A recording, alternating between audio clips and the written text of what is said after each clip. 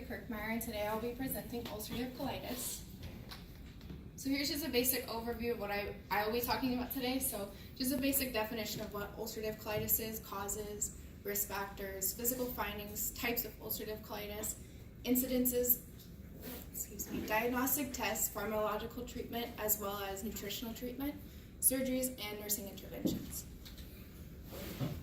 So ulcerative colitis is just classified as an inflammatory bowel disease, and it's long-lasting inflammation within the digestive tract.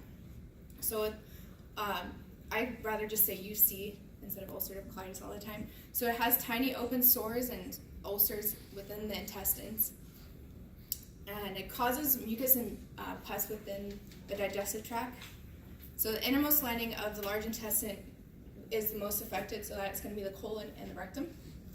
And ulcerative colitis predominantly involves the mucosa as well as the submucosa. Most causes of ulcerative colitis are unknown. A large portion of them are correlated to the immune response to your body. Some environmental factors would be the smoking, not very often, but oral contraceptive, our diets, and infection. And then possible genetic factors as well obviously have to take into play. So risk factors, the largest risk factor is stress. When we undergo a lot of stress, our body just obviously reacts in different ways. Some people, the cortisol levels go up, and then other people are just fine. But a large factor within ulcerative colitis is that stress messing with the intestines and the colon. So also family history as well. They have a large correlation with the Jewish ancestry. They're not exactly sure why this is, but it could be possibly due to what they eat and just their genetics as well. A big one is also NSAIDs, so inflammatory medication, like aspirin. We have ibuprofen, so pain, fevers, the medications that we take for those, as well as dairy products. So if you are lactose intolerant and you still are drinking dairy products, it could interfere with that as well. So physical finding we're going to see most common in all cases of ulcerative colitis is that liquid stools. On average, it could be anywhere from a couple loose stools a day to possibly 20 at max with the most severe case of ulcerative colitis. And within that, you're going to have blood because it is interfering with that rectum, constantly being, you're constantly going to the bathroom.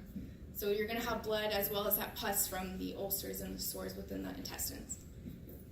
You will have possible abdominal tenderness. This is going to be in the left lower quadrant most commonly, but you can have rebound tenderness in your right lower quadrant. You'll have, of course, rectal pain and bleeding. We'll have, not very common, but joint pain as well. Weight loss because you just are constantly going to the bathroom. You're not obtaining any nutrients properly, at least. So then we also have tachycardia as well.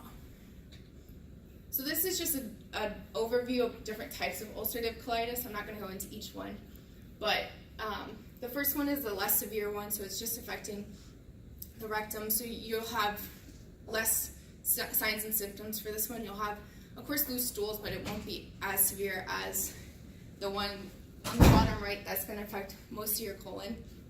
So with that one, you're going to have significant weight loss. You'll have an inability to eat, profuse diarrhea, bleeding, fever, and severe pain.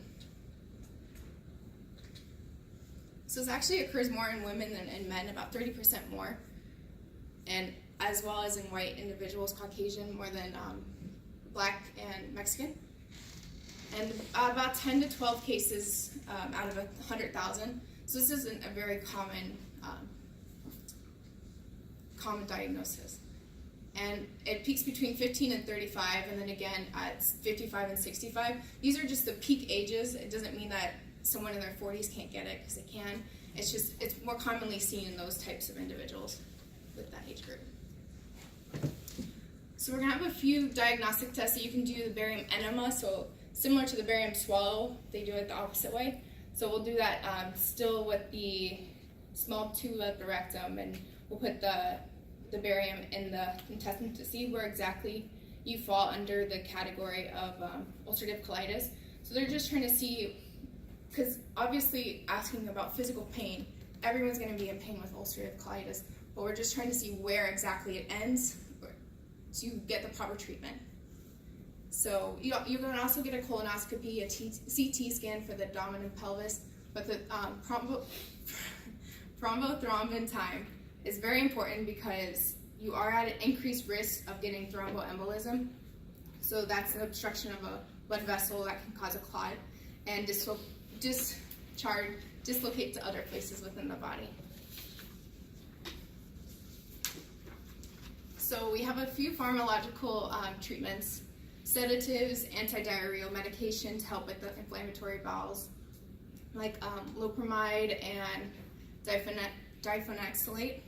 We have an anti-peristaltic, so we're trying to not activate our bowels and activate our colon. So we're trying to reverse peristalsis. So we're trying to not relax, more contract our intestines. And one medication that we could use for the anti-peristaltic is opioids, but because we know that it does cause constipation, you do not want constipation with this. So that's more of a short-term medication. We also have aminosalicitates. So that one's just going to decrease those inflammation, as well as corticosteroids. So nutrition is a very big part of this because obviously your nutrients could cause this. So if you are diagnosed with ulcerative colitis, we're going to increase that oral fluids.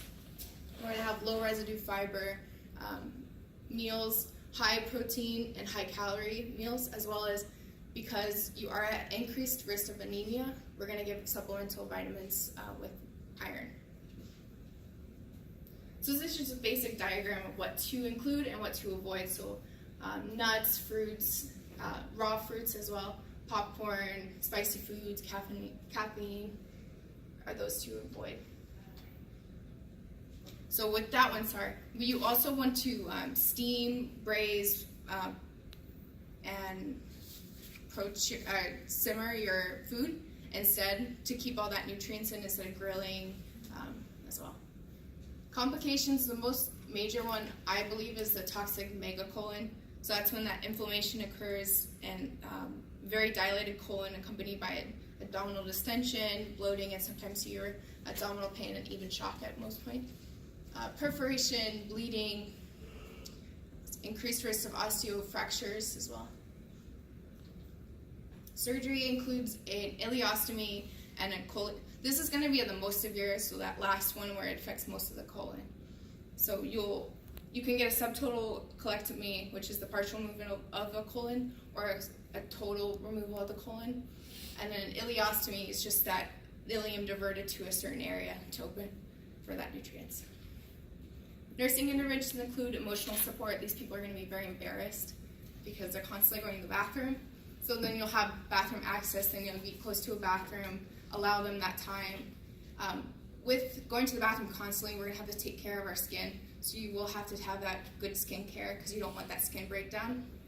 We'll have cluster care if they are in the hospital, just to get it. Don't keep stimulating them because they're going to be constantly irritated. Dietary modifications, of course, medications, and daily weights. So this is just a game. I have candies just to kind of represent our colon and how we have, with ulcerative colitis, we'll have different types of doo-doo. So we'll have like full solid ones that are bulky and good. We'll have cookies and cream is more like a discoloration with weird things in it. We'll have a hollowed out bunny, which it means it's like not a loose stool, but it just doesn't have substance to it.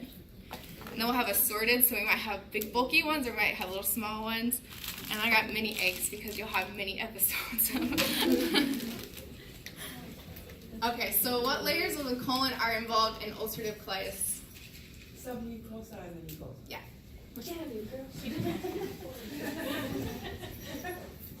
Okay, what medications is a risk factor for ulcerative colitis? Yeah. What are the peak ages that you see in ulcerative colitis? 15 to 35. And And that's all I got. yeah. What nutritional therapy is needed for individuals with ulcerative colitis? You can just name one. Fiber. You want to? I got you. And lastly, do you think that we should screen for colon cancer? Yes. Yes.